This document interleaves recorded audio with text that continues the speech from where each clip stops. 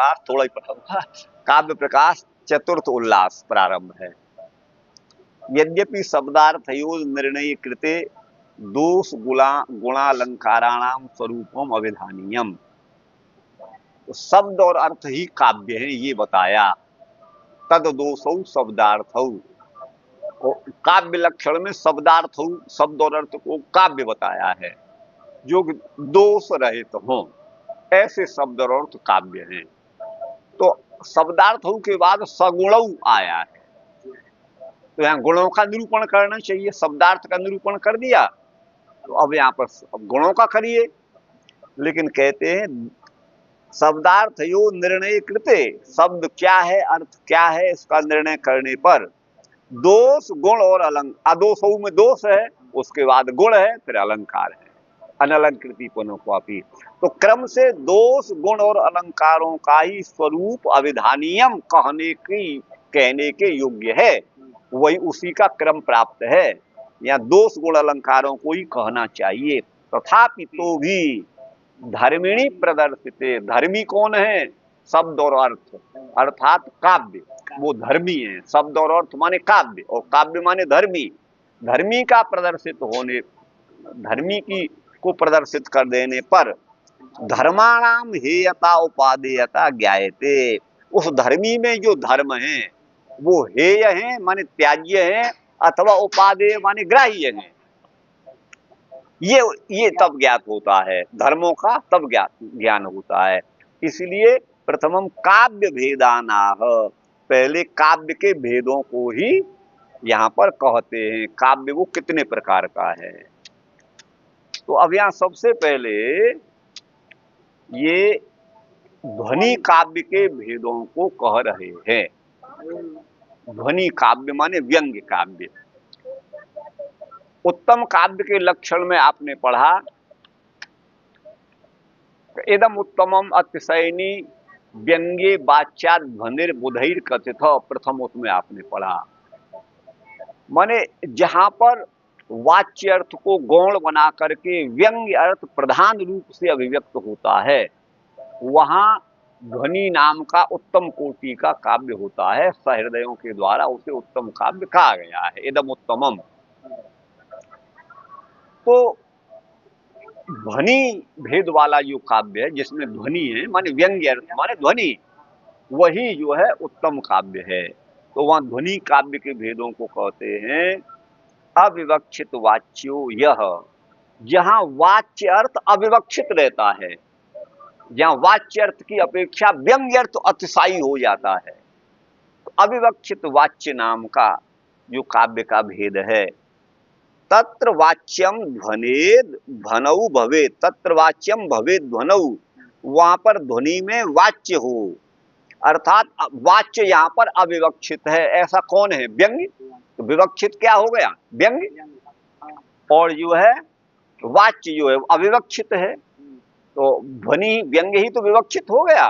तो वहां ध्वनि में जहां पर वाच्य अर्थ, ठीक है ना, जहां पर वाच्य अर्थ अविवक्षित हो, ऐसे उस ध्वनि काव्य में, तत्र ध्वनौ, उस ध्वनि काव्य में, ठीक है ना, जो वाच्य अर्थ है वो कभी तो अर्थांतर में संक्रमित हो जाए, अर्थांतर में संक्रमित हो जाए माने दूसरे अर्थ को प्रकट करे, अर्थांतर में संक्रमित, अथवा अत्यंतम वा तिरस्कृतम, अथवा वाच्य अर्थ का अत्यंत तिरस्कार हो जाए और केवल ध्वनि अर्थ को ही, व्यंग्य अर्थ को ही ग्रहण किया जाए। इस प्रकार से अविवक्षित वाच्य ध्वनि नामक जो काव्य भेद है, उस काव्य के अविवक्षित वाच्य ध्वनि काव्य के दो भेद हैं, एक अर्थांतर संक्रमित और एक अत्यंत तिरस्कृत। ये दो भेद उनके बताए। तो अब अर्थांतर में संक्रमित या कम, या इसी की व्याख्या कर रहे हैं।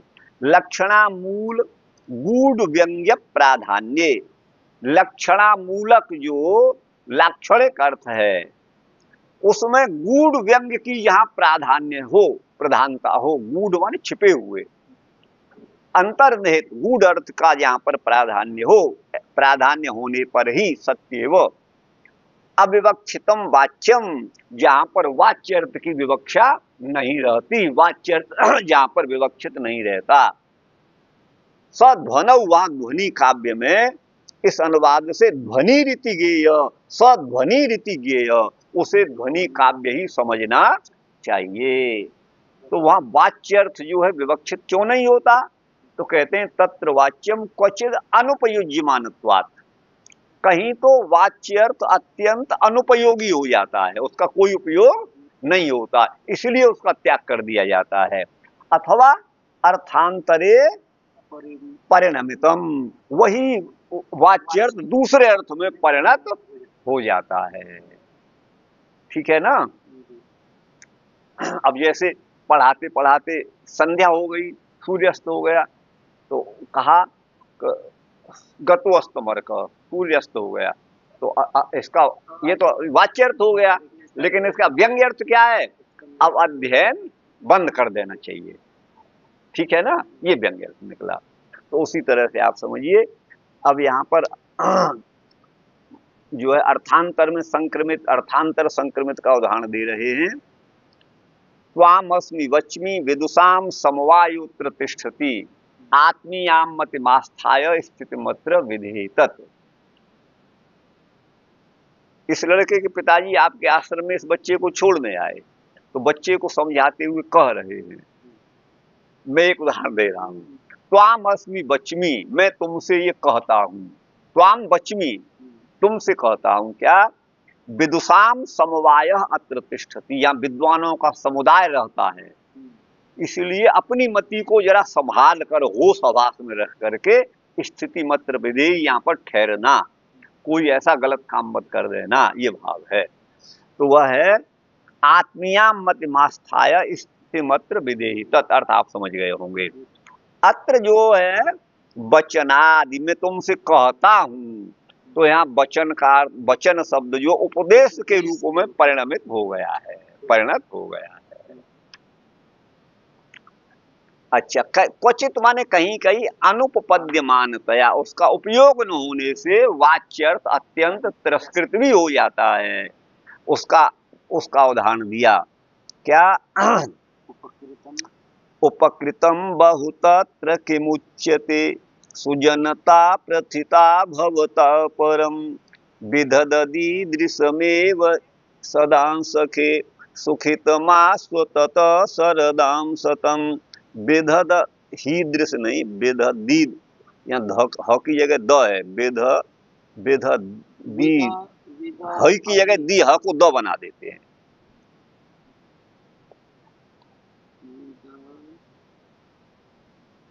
ये द है, विदधदीदृशम, ईदृशम विदधत, ऐसा करते हुए ये अर्थ है। किसी व्यक्ति ने किसी व्यक्ति के साथ बहुत बड़ा अन्याय अपराध किया है, आपके धन को चुरा लिया है, या आपकी स्त्री का अपहरण कर लिया है, या कुछ और ऐसा कार्य कर लिया है, तो अब वहां अपकार करने वाले के प्रति व्यक्ति कह रहा है, तो अपकार करने वाले के प्रति कोई व्यक्ति कह रहा है जिसका अपकार किया है, भाई तेन तो मेरे संग में बहुत अच्छो करे हुए, उपकृतम बहुतत्र, उसका कहना क्या? बहु उपकृतम, तुमने तो बहुत बड़ा उपकार किया है। किमुच्यते, क्या कहा जाए? सुजनता प्रथिता भवता परम, भवता आपके द्वारा, परम माने अत्यंत, सुजनता सौजन्य का परिचय दिया गया है। आपने तो मुझे अपना मित्र मान करके बड़ा भारी उपकार मेरे प्रति किया है आपने। विदधत ईदृशमेव सदा सखे, अरे मित्र सदा तुम ऐसा ही करते हुए सुखित मास, सुखी रहो, और ततः सरदाम सतम, 100 वर्ष जियो। तो अपकार करने वाले के प्रति उपकार भरे वचन यहाँ पर कहे गए हैं, ध्यान दीजिए। ठीक है ना? तो यहाँ विपरीत लक्षणा के द्वारा क्या बोध होगा? अब वो यहाँ वाच्यर्थ तो ये हो गया, लेकिन ये अत्यंत तिरस्कृत है, इसका कोई उपयोग नहीं है। तो अब इसका क्या अर्थ होगा? उपकृतम बहुतत्र का अर्थ है तुमने अत्यंत अपकार अपकृत मुझको किया है, बड़ा अपकार तुमने किया है। उपकृत शब्द अपकृत अर्थ में यहाँ पर को बताएगा, अत्यंत तिरस्कृत हो गया उसका अपना अर्थ। अच्छा, सुजनता प्रथिता का मतलब है, सुजनता माने सज्जनता नहीं, तुमने महान परम माने अत्यंत दुर्जनता का परिचय दिया है। विददत ईदृशमेव सखे, तुम्हें सखा तुम ऐसा सदा यही करते रहो। इसका अर्थ है अब तो तूने कर लिया है, लेकिन साले यहां से आगे तूने करी तो तुझे छोड़ूंगा नहीं, ये निकल रहा है। और सुखित मास्तु का अर्थ होगा दुखित मास्तु, तेरे जैसे नीच को तो हमेशा दुख में ही पड़ा रहना चाहिए। और 100 वर्ष जियो का मतलब है तेरे जैसे नालायक को जीने का अधिकार नहीं है, तुरंत मर जाना चाहिए। तेरे जैसे नालायक को तो मर ही जाना चाहिए, ये अर्थ यहाँ पर निकल रहा है गुरु भाई, आप समझ गए ना। तो यहाँ पर वाच्यर्थ अत्यंत अनुपयोगी होने से तिरस्कृत हो गया है और वहां अर्थांतर में संक्रमित हो गया है। तो इस तरह का ये अविवक्षित वाच्य ध्वनि के ये दो भेद यहाँ पर हैं।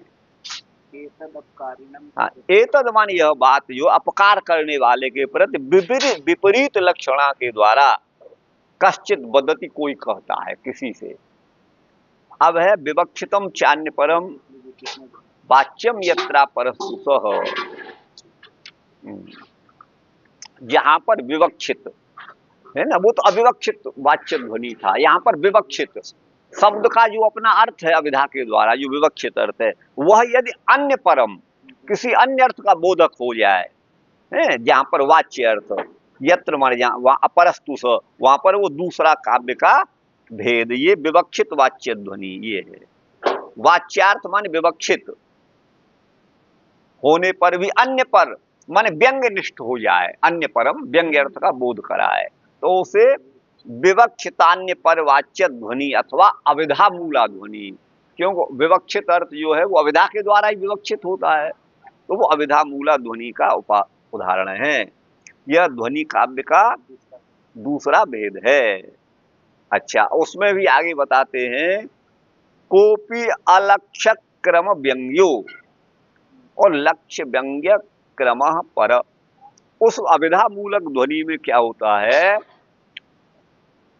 अन्य परमान व्यंग्य निष्ठ, कहीं तो उस व्यंग्य का क्रम लक्षित नहीं होता है, उस व्यंग्य का जो क्रम है वो ज्ञात ही नहीं होता है, अलक्ष्य क्रम व्यंग्य, अलक्षित हो रहा है क्रम जिसका ऐसा व्यंग्य, अलक्ष्य क्रम व्यंग्य। और कोई लक्ष्य व्यंग्य क्रम, या व्यंग्य का क्रम लक्षित हो जाए, ये भेद दूसरा है। लक्ष्य क्रम व्यंग्य, लक्ष्य व्यंग्य क्रम और अलक्ष्य क्रम व्यंग्य। तो अलक्ष्येति न खलु विभावानुभाव व्यभिचारिण एव रस अपितु रसस्तई। अब रस क्या है इसे आप समझिएगा, विभाव अनुभाव और संचारी भाव, यही ये ही रस नहीं है, अपितु रस इनसे अभिव्यक्त होता है। और विभाव क्या है, जैसे श्रृंगार रस में नायक नायिका एक दूसरे के आलम्बन विभाव है, नायिका का आलम्बन विभाव नायिका, नायिका का आलम्बन विभाव नायक। और उद्दीपन विभाव क्या है, एकांत स्थान आदि, ये उद्दीपन विभाव है, अथवा बसंत ऋतु आदि ये जो है उद्दीपन विभाव है। विभाव के दो भेद हैं, आलम्बन और उद्दीपन। अच्छा, अनुभाव क्या है, अनु माने पश्चात होने वाले, भाव माने चेष्टाएं, उनके आस, जैसे आपने एक शत्रु को देखा तो आप उसके शत्रु हैं, तो आप उसके आलम्बन हैं और आपका आलम्बन वो है, शत्रुता का आलम्बन, आप समझ गए ना। तो जैसे ही आप देखेंगे, एक दूसरे को देखा तो आपकी भौएं तन जाएंगी, मन का भाव दूसरा हो जाएगा, आप मुख को फेर लेंगे, आंखों से उस दूसरी दृष्टि आपकी हो जाएगी, ये अनुभाव है। शरीर से होने वाली चेष्टाएं ये अनुभाव है, ये क्या है, वो अनुभाव है। तो विभाव अनुभाव और व्यभिचारी भाव कह लो या संचारी भाव कह लो, जो विविध रूप से संचरित होते हैं वो व्यभिचारी भाव होते हैं। यार इस दुष्ट को, इसने मेरा बड़ा अपकार किया था, अब ये साला अकेला में मुझे मिला है, अब इसके पत्थर मार दूं, सारे के माथे को फोड़ दूं, एक तो ये भाव आएगा। लेकिन दूसरा भाव ये आएगा, किसी ने देख लिया पत्थर से ये मर गया तो मुझे जेल जाना पड़ेगा, ये भाव आएगा। तीसरा भाव आएगा, कहीं ये न उल्टा साला मुझे मार दे। तो जो विविध रूप से अनेक रूपों में उत्पन्न होने वाले वो भाव है, वो संचारी भाव है, उनको व्यभिचारी भाव भी कहा जाता है। आप समझ गए ना। तो ये विभाव, अनुभाव और संचारी भावों के द्वारा अभिव्यक्त होने वाला रस है, न कि विभाव आदि ही रस है। आप समझ गए ना। तो वही भाव यहां पर कहा है, अलक्षिति विभावानुभाव व्यभिचारेण एव न खलु रस, वही रस नहीं है, अपितु रसस्तै इत्यस्ति, किंतु रस उनके द्वारा, विभाव आदि के द्वारा व्यक्त होता है। अस्ति क्रम, क्रम तो है, क्या क्रम है, पहले विभाव, अनुभाव, फिर व्यभिचारी भाव अथवा संचारी भाव, ये क्रम तो है। लेकिन लाघवात न लक्ष्यते, उसमें इतनी तीव्रता होती है, लाघव माने लघु, लघुता माने तीव्रता होती है कि वो लक्षित नहीं होता है ना। तो जैसे ही आप देखेंगे उसी समय आपकी भौएं तई आएंगी शत्रु को देखते ही। तो यद्यपि क्रम तो है, पहले विभाव को देखा तब अनुभाव हुआ, शरीर की चेष्टा, क्रम तो है, लेकिन वो इतना तीव्र गति से होता है कि पहले, हाँ, पहले विभाव हुआ, अनुभाव हुआ, व्यभिचारी भाव, ये लक्षित नहीं होता है। लाघवान न लक्ष्यते, ठीक है ना गुरु भाई। ये जो है बता रहा है अलक्ष्य क्रम व्यंग्य का। अच्छा, तत्र माने उसमें भी, अलक्ष्य क्रम व्यंग्य का 8 रूपों में उसको यहाँ पर कहा गया है, अलक्ष्य क्रम व्यंग्य को 8 रूपतया। वो क्या है, रस भाव तदाभाव तदाभास भाव शांत्यादि अक्रम, अक्रम माने क्रम लक्षित नहीं होता, अक्रम इसको कहा अलक्ष्य क्रम व्यंग्य। भिन्नो रसाद्य अलंकाराद अलंकार्यतया स्थित, कहते हैं कि रस और भाव, एक होता है रस, श्रृंगार आदि एक रस है, और दूसरा होता है भाव। और तदाभास का मतलब है रसाभास और भावाभास, तद पद से रस भाव दोनों को लिया जाएगा। रस भाव और तदाभास माने रसाभास, और भाव शांति आदि माने भाव शांति, भावोदय, भाव सबलता आदि पद से, भाव शांति, भावोदय, भाव सबलता, ये जो है इनका ये है।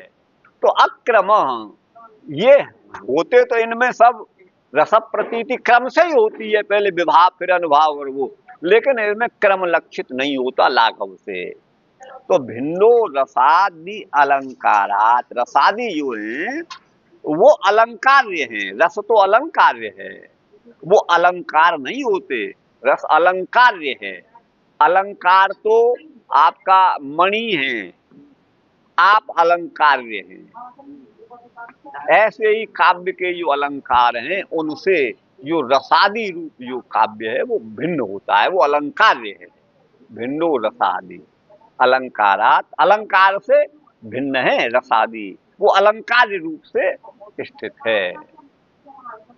आदि ग्रहण से भावोदय, भाव संधि, भाव सबलता यहाँ पर कहा गया ना, भाव शांति से भावोदय, भाव संधि और भाव सबलता को लिया जाएगा। तो 8 हो गए, रस, भाव, रसाभास, भावाभास 4 हो गए, और भाव शांति और 3 ही हो गए, आदि पद से 8 हो गए। तो वही यहाँ पर ये कहा गया है। तो आदि ग्रहण से भावोदय, भाव संधि, भाव सबलता लिए जाएंगे। प्रधानतया यत्र स्थितो रसादि ही, जहाँ रस प्रधान रूप से स्थित है वहां वह अलंकार्य है। वह क्या है, अलंकार्य है, माने व्यक्ति है, और उसका अलंकार गहना, तो वहां वो रसादी जो है वो अलंकार्य है भैया। रसादी से माने भाव, ये सब ले लिए जाएंगे। यथा उदाहरिष्यते, जिसका उदाहरण आगे देंगे। अन्यत्र तु प्रधाने वाक्यार्थे, जहां पर वाक्य का अर्थ अपना प्रधान हो और रस अंगभूत हो, यत्र अंग, अंग माने अप्रधान गौण, जहां पर रस अंगभूत हो, अंगभूत रसादि, तत्र गुणीभूत व्यंग्ये, वहां पर गुणीभूत व्यंग्य नाम का मध्यम काव्य आपने पढ़ा होगा। अतादृशी गुणीभूत व्यंग्यम व्यंग्ये तो मध्यमम, ये उसका लक्षण है। तो वहां पर रसवत, प्रेय, ऊर्जस्वित और समाहित आदि अलंकार होते हैं। तेज गुणीभूत व्यंग्याविधाने, गुणीभूत व्यंग्य का अविधान माने कथन करेंगे, तब उनका हम उदाहरण आगे देंगे। उदाहरिष्यन्ते गुरु भाई, ठीक है ना? ये है। अब यहाँ रस क्या है, रस का स्वरूप क्या है, इसे पढ़ेंगे। चलो, तो बोले रस का स्वरूप क्या है, रस कहते किसे हैं, हम पहचाने कैसे कि ये रस है? तब कहते हैं कारणान्यत कार्याणि सहकारिणी यानी च रत्यादिष्ठायनो लोके तानि चेत् नाट्य काव्ययो विभावा अनुभावा तत्कथ्यन्ते व्यभिचारिणः व्यक्त सतैर्विभावाद्यै स्थायी भावो रसस्मृतः। बोले स्थायी भाव ही रस है। अब स्थायी भाव क्या है? जो हमेशा रहे, वो स्थायी भाव है। जैसे श्रृंगार रस का स्थायी भाव क्या है? रति। रति माने रिरंसा, रमण की इच्छा, रति, ये स्थायी भाव है। तो स्थायी भाव ही रस है। अच्छा, स्थायी भावो रसस्मृत। तो अब यहाँ रस की परिभाषा कर रहे हैं। लोक में जिनको कारण, कार्य अथवा सहकारी कारण कहा जाता है, यानी माने जो लोक में जिनको कारण अथवा कार्य अथवा सहकारी कारण कहा जाता है, ठीक है ना, वही कारण, कार्य और सहकारी भाव चेत माने यदि नाट्य अथवा काव्य में प्रयुक्त होते हैं, ठीक है ना, रति आदि जो स्थायी भाव है ना, वह रस है। और वो लोक में यदि है तब तो वो कारण, कार्य और सहकारी कारण बोला जाएगा। और चेत माने यदि नाट्य और काव्य में ही उनका प्रयोग है, तब तो कारण को विभाव कहा जाएगा, कार्य को अनुभाव कहा जाएगा, और सहकारी कारण को व्यभिचारी अथवा संचारी भाव कहा जाएगा। वो कथ्यन्ते माने काव्य में तो ये कहे जाते हैं। लोक में जिनको कारण, कार्य और सहकारी कारण कहा जाता है, काव्य और नाट्य में ही यदि उनका प्रयोग है, तब तो कारण को विभाव, कार्य को अनुभाव और सहकारी कारण को व्यभिचारी भाव कहेंगे। व्यक्त सतैर विभावाद्यैः, सह माने वह रस उन विभावादियों से अभिव्यक्त होता है। विभावादियों के द्वारा रस की अभिव्यक्ति होती है। तो वो स्थायी भाव है। किसी भी रस का जो अपना स्थायी भाव है वही रस है। स्थायी भाव ही रस है। ये रस की परिभाषा, इसे आप याद कर लीजिएगा, ठीक है ना। श्लोक तो स्पष्ट है, समझ में आ गया। यहाँ बड़े लंबे चौड़े ढंग से इन्होंने समझाया है। ये जो है उसके जो है भाव, विभाव, अनुभाव क्या, व्यभिचारी भाव है ये। निर्वेद, ग्लान, संकाख्या, असूया, मद, श्रम, आलस, ये सब आगे इसमें बताए गए, आगे बताए, वहीं से दे दिया है। तो ये है भरतस्य रस सूत्रम। अब उक्तम है भरतेन, भरत मुनि के द्वारा नाट्य शास्त्र में रस का लक्षण इस तरह से किया गया है। तो ये तो भरत के ही रस लक्षण की व्याख्या इन्होंने कारणान्यत कार्याणि सहकारिणी यानी च, है ना, प्रत्यादो स्थायने लोके तानि चेत् नाट्य काव्ययो विभावा अनुभावा तत्कथ्यन्ते व्यभिचारिण व्यक्त सतैर विभावाद्य स्थायी भावो रसस्मृत। ये परिभाषा मम्मट ने दी है। लेकिन इस काव्य के और रस का निरूपण करने वाले जो हमारे भारत के आद्य आचार्य हैं वो भरत मुनि हैं, और उनका शास्त्र है नाट्य शास्त्र। तो नाट्य शास्त्र में भरत मुनि ने क्या कहा है? उत्तम है भरतेन विभावानुभाव व्यभिचारी संयोगाद रस निष्पत्ति रीति। विभाव माने कारण, जिसको लोक में कहा जाता है उसको काव्य नाट्य में विभाव कहा जाता है। लोक में जिसे कार्य कहा जाता है उसे काव्य नाट्य में अनुभाव कहा जाता है। लोक में जिसे सहकारी कारण कहा जाता है, काव्य नाट्य में उसे जो संचारी अथवा व्यभिचारी भाव कहा जाता है।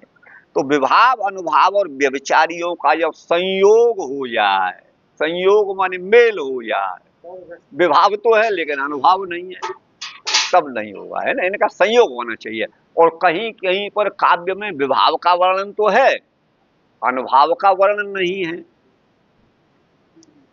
तो फिर क्या रस निष्पत्ति नहीं होगी? होगी। वहां उसका आक्षेप हम कर लेंगे, उसका हम आक्षेप कर लेते हैं, माने उसको अनुवृत्ति कर लेते हैं, तब बोध होता है। तो विभाव, अनुभाव और व्यभिचारी के संयोग से रस निष्पत्ति होती है। ये भरत सूत्र है, ये रस का लक्षण है।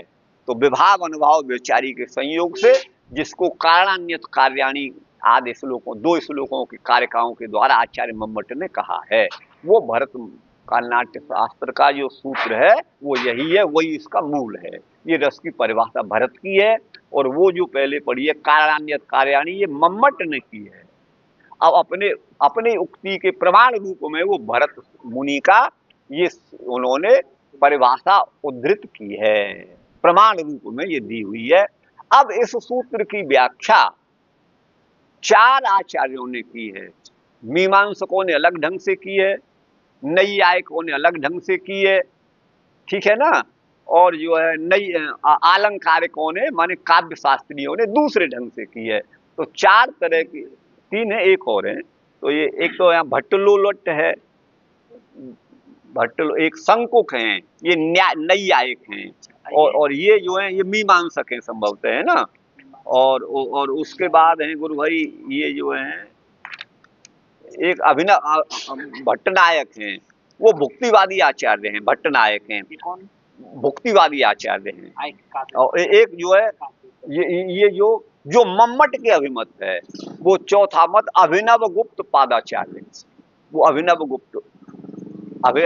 गुप्त पादाचार्य का मत ही इनको अभीष्ट है। किसको? ग्रंथकार को, मम्मट को। इसलिए इसको अंत में रखा है। इसकी व्याख्या फिर करेंगे।